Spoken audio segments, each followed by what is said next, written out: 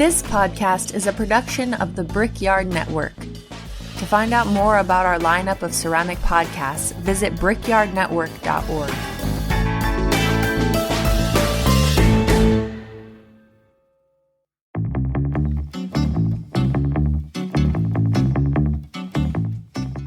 Hey, this is Erin with Cornell Studio Supply, located in the Gem City of Dayton, Ohio.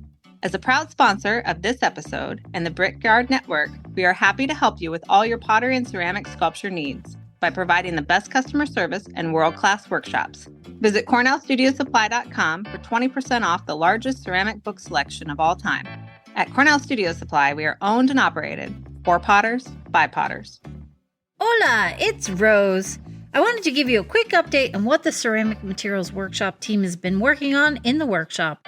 If you haven't heard yet, we started translating our popular online courses into other languages, starting with Spanish. Over the next year, all our courses will be available in Spanish, but right now you can jump right in and start with the middle glazes or self-guided crystal ball. To find out more, head on over to ceramicmaterialsworkshop.com. Hasta luego! We hope to see you soon!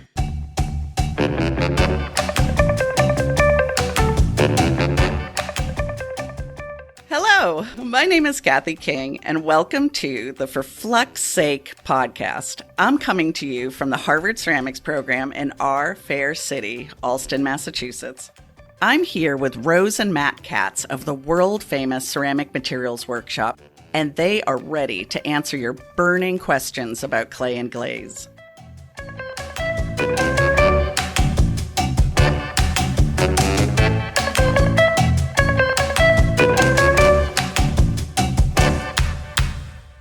Well, howdy, Matt and Rose. Hey, Kathy. Hello, Kathy. You know what I always say about you two? Oh, no, I don't want to know. I don't know them, officer. I'm innocent. What did I do? I say you two don't look a day over 99. I'm feeling 100 though. Are you? We're talking episodes, people. This is our 100th episode. How awesome is that? 100 episodes of disappointment. No, come on. Just when you talk. Yeah. Rose and I are good. Exactly. We're good. Yeah. We're lifting the people up. I've been disappointing people for decades. I'm used to that. I'm just there to bring down Rose's elevated status, because otherwise she'd just be in the clouds. That's true. I'm full of helium. Hey! And I'm full of something. Oh my goodness. I mean, I can't believe it. It has gone so fast. It's crazy. All of our little Zoom boxes here together. With producer Ben, I wish we were together more in person, which is a goal for the next bunch of 100 episodes. But let's get all nostalgic for a second. Tell me something. Tell me something you've learned through doing fabulous podcasting. I mean, I learned how to calm the nerves beforehand and just let it go. I used to get so nervous. Absolutely. Me too. Not Matt. No, not Matt. No, I can always just talk. That part doesn't bother me. But I have learned how much I don't know about running a public studio. Well, thank you. I'll take that. And I will remind you and continue to remind you. Good. Put him in his place. I think walking into this, I really thought I had an idea of what kind of questions that were going to be asked. And I think the thing I learned the most was how much more varied the questions are. People are coming at it from so many different, directions in terms of digging up their own clay and putting that in the kiln, and what can I burn in my kiln and still survive? And I mean, there's some really out of the box thinking, and it makes me think about, because I am old, back in the day, when we were in school and learning, we it was in my generation, it was before the interwebs, right? And Yep. so we had the same textbooks, the same magazines. We were all sourcing the same information. So we were kind of moving together as a pact. And now it seems, people have access to so much more information and so many more ways to get in trouble, apparently. So much more bad information, like this show. But it does make me think like how helpful it is, that you all started Ceramic Materials Workshop. It's made such a big difference in our studio to get people like in the same conversation and not, dispelling like crazy ass facts, but like having some sort of groundwork in which to work from. But the democratization of information, to get really technical and studious about it, like, is a huge deal with the internet because, like Rose and I grew up with the internet, like it existed when we went to college, but I barely used it in college. Though. Yeah, it was mostly just email. Yeah, dial up. But like you meet people from other school, but you'd meet like students from other schools, and they'd kind of know the same information and they're sort of the same educational philosophy because a lot of the teachers were coming from the same schools and that kind of thing, and it definitely has evolved into different ways of making people being open to different types of process and really looking creatively at new ways of decorating and new materials that you can use, like non-traditional ceramic materials or different firings or different sort of just ground up level process, which is kind of amazing that type of liberation is both freeing, but then from our end, getting a lot of people that end up behind a rock that they don't know how to get themselves out of. And so for us, we really like to be there as sort of a clearinghouse for good information because there's still a lot of bad information out there. And that's where we come in. Providing the bad information.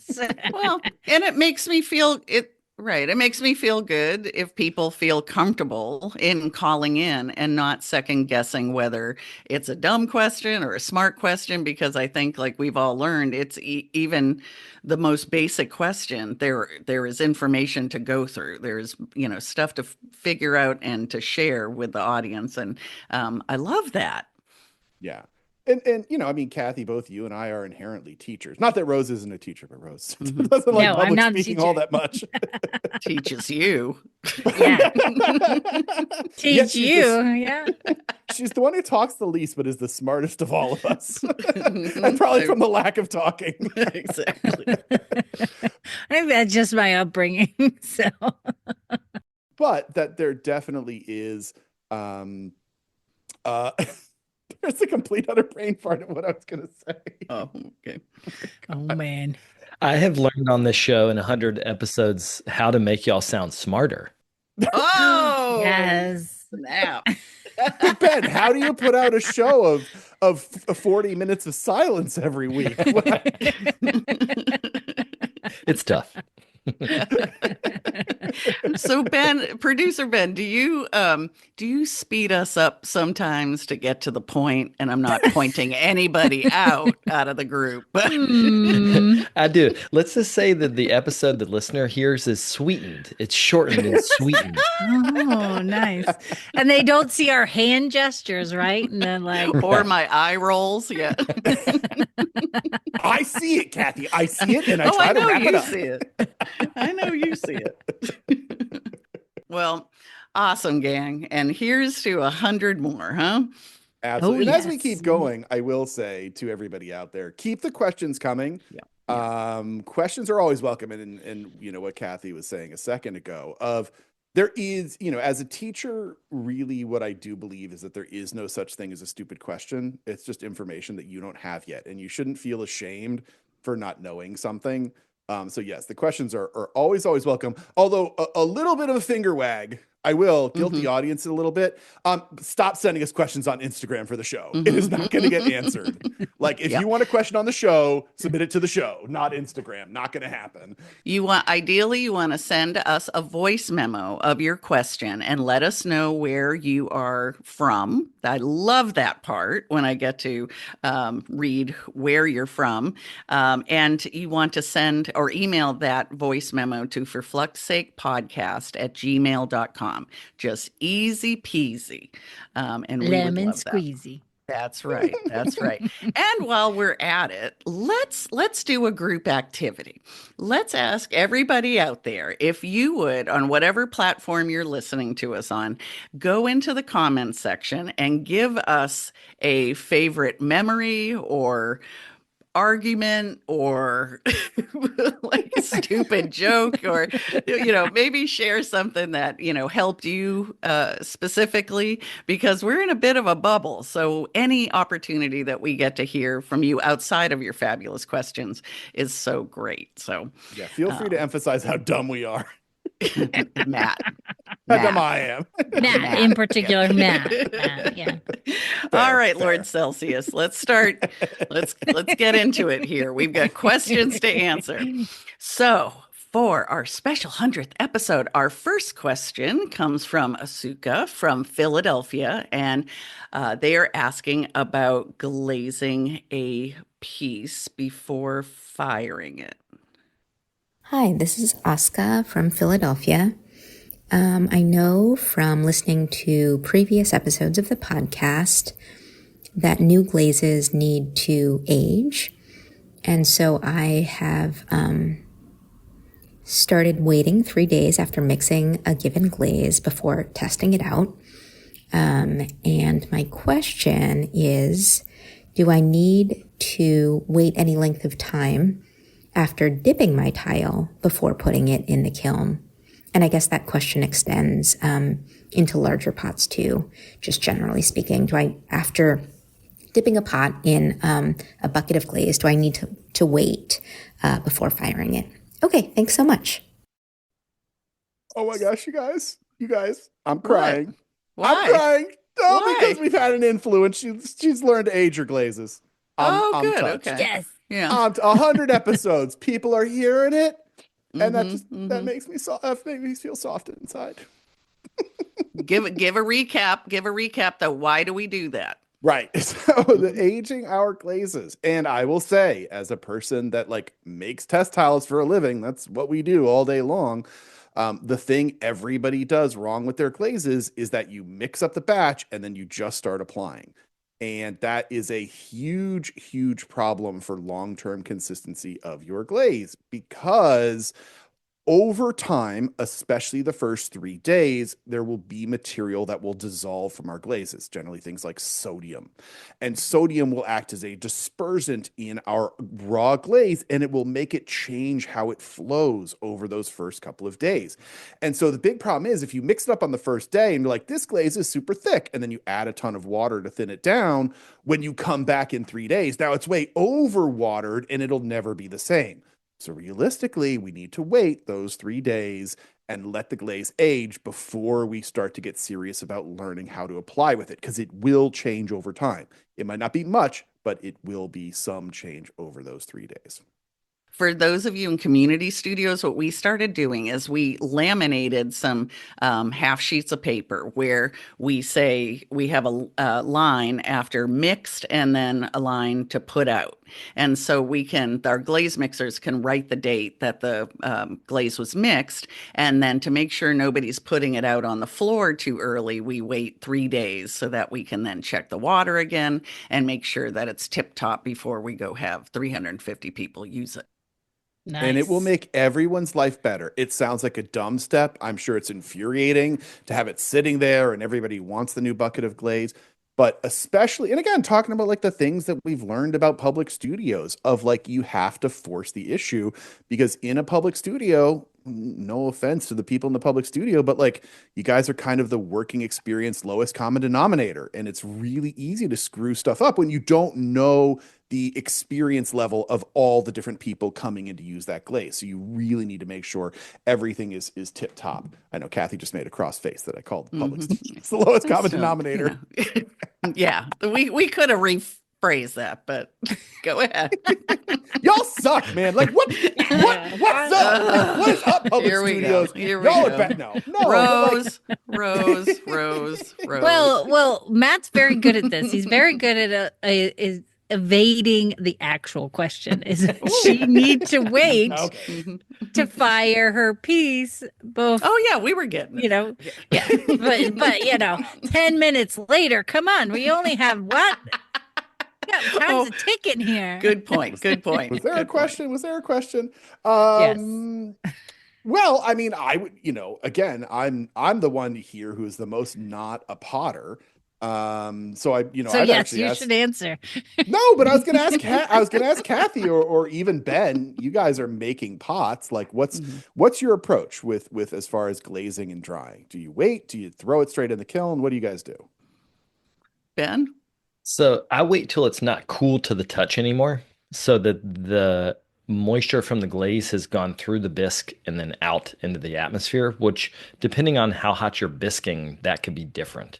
So sometimes it's a couple hours. Sometimes I was bisquing really hot for a while and it was like a day, and I stopped doing that because that took way too long. Yeah. And I tend in my own studio, because I don't have a ton of space, I glaze and then I'm pretty much loading as I'm doing it. So, once I've got the whole kiln loaded, if I'm in a super rush, I might put it on, I don't know, like 80 degrees or something for an hour or two and just like make sure everybody's dry. But yeah, same thing, not until it's not cool to the touch. Yeah. And that's basically the correct answer. How long you have to wait? Great. Ben, we did it. All those decades of being potters and working artists. We basically got it right. You finally got it right. 100 episodes, y'all learned something. No. But like I have heard a lot of potters that'll get like real paranoid about letting their glaze application dry overnight, or they'll put a huge drying cycle on their glaze firing. And like for bisque, totally different conversation with bisque. Bisqueware is wet, and so you definitely need to make sure that you've evaporated 100% of the water. But when it comes to in production, it was like if it was bisque, it went right into the kiln. It was like, we're not waiting for that to dry. Go. But if it was once fired, that's a different story. It had to dry and then go in the kiln. Oh. But yeah. Well, that's a perfect segue, because our next question from Rachel in New Orleans is about single firing. Hi, Kathy, Rose, and Matt. This is Rachel from New Orleans, Louisiana. Thank you for your podcast. I've learned so much, and I thoroughly enjoy your conversations and personalities. It's wonderful. Thank you so much for what y'all do. My question is about raw glazing or single firing, and I can almost hear your sighs of disgust. I'm a sculptor. I'm not a potter, and I know a lot about clay bodies. For years I've worked with clay, but I'm new to glazing, and I'm looking for ways to make this whole process a lot more improvisational, and I would love to know what you think about the prospect of that. And I know Rose is going to say test. And I am about to launch into a bunch of tests, but I just want to know if there are some big pitfalls that I need to look out for. And if there are specific glazes that work well for this or that do not, or clay bodies for that matter that work well with this. And I would like to know what you all think. Thank you so much. No sounds of disgust. I mean, I've never had the guts to do it, but I know, amazing artists such as Susie Lindsay in North Carolina as a single firer. She does soda and salt, but I don't know many people who do. There is no reason why you don't have to bisque. You do not have to bisque. But there are huge caveats. But even going to Rose of, the crazy thing is industrially bisquing is not as common as you would think. That's like a wasted step. They're like, why would you do that? That's Yeah, like because wasted energy. it's wasted energy, but it's also wasted time in the kiln. Like, like in the tile factories, putting tile, which is a massive amount of square footage through a kiln twice, like you can't be serious. Like they don't have the time for that. Well, yeah, it's production time, it's square footage to get out the door. It's scheduling nightmare because you have to run everything through twice. And Fiesta Ware, we know we visited there not too long ago, which is the biggest dinnerware company in America. They once fire. It's all once fire.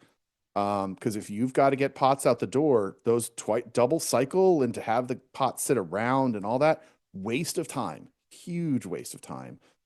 So no, like you don't have to bisque, but, so okay, Kathy, pop quiz.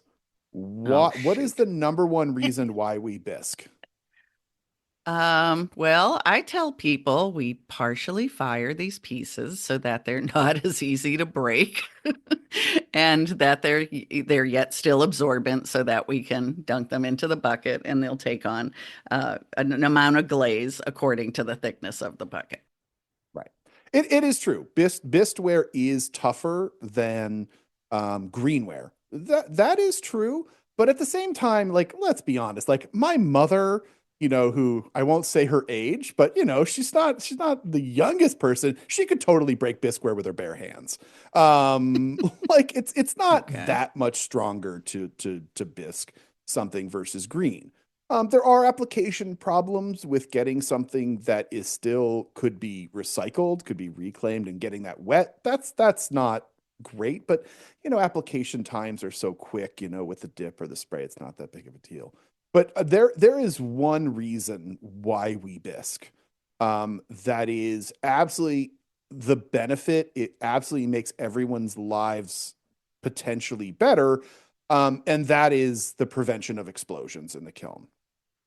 And right, so going all the way back, why does work explode in the kiln? It explodes because there's moisture in it 100% of the time.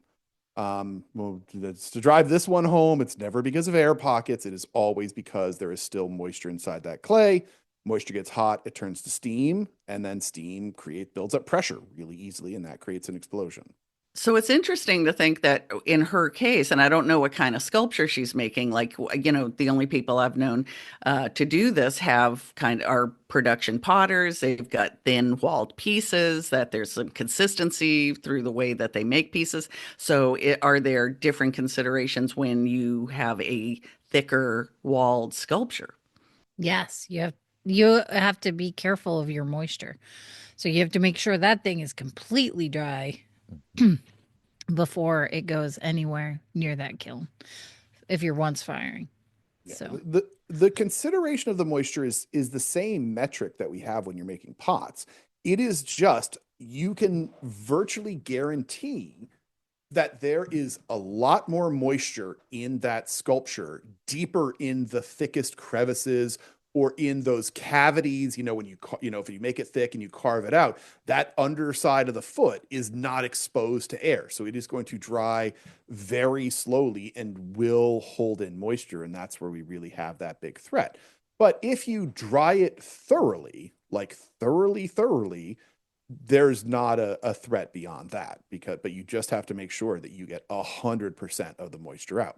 So like with most bisque cycles, like at least in the way the computers program them, they'll give you a drying, they'll call it a preheat sometimes, that they'll give you an optional drying cycle. And use that depending on how thick that ware is. And basically what they do is they go up to about 100 degrees C, which is 212F, which is the boiling temperature of water. And then they'll sort of sit there. Some of them go a little bit hotter, which makes me a little uncomfortable. I'd rather sit at 90 degrees C, which is 200F, which is under the boiling temperature of water. And you're just trying to force the water out. And you can sit there for as long as you feel comfortable to get it to dry. Like I know when I was a student and we'd do sculpture classes and you'd get like 20 students, they're making giant clay things and they're all thick. We would at least dry overnight at a minimum.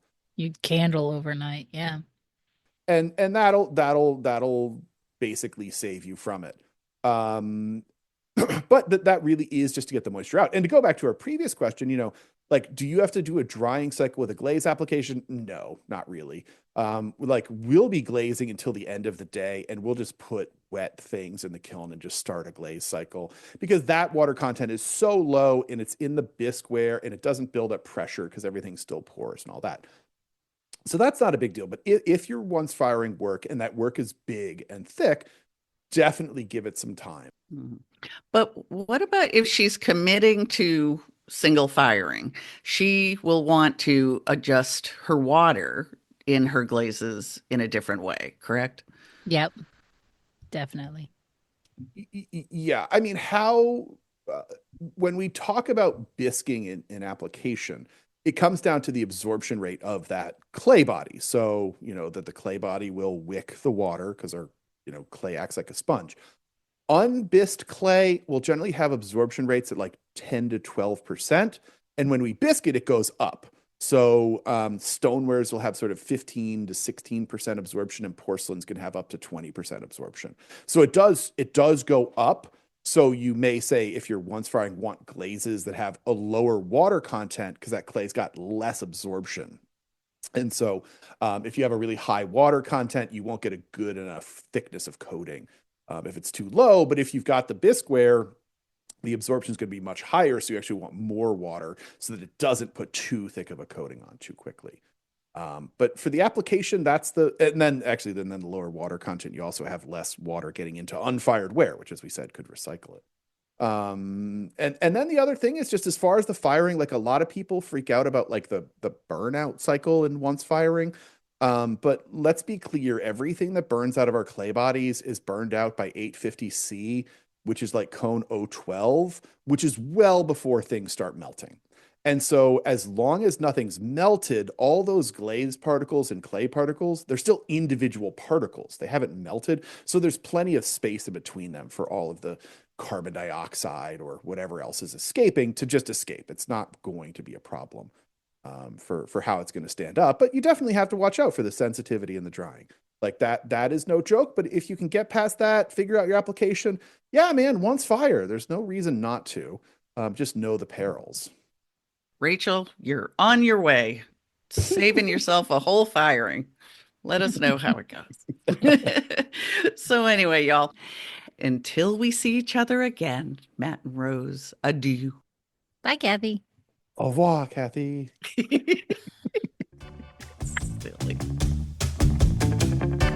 Well, folks, that's it for this week's episode of For Flux Sake. I'd like to thank the listeners who submitted questions this week. And if you want your question answered on the show, shoot us an email at ForFluxSakePodcast@gmail.com. So join us next time. And when in your studio, remember what Rose always says. Always remember to test, test, test.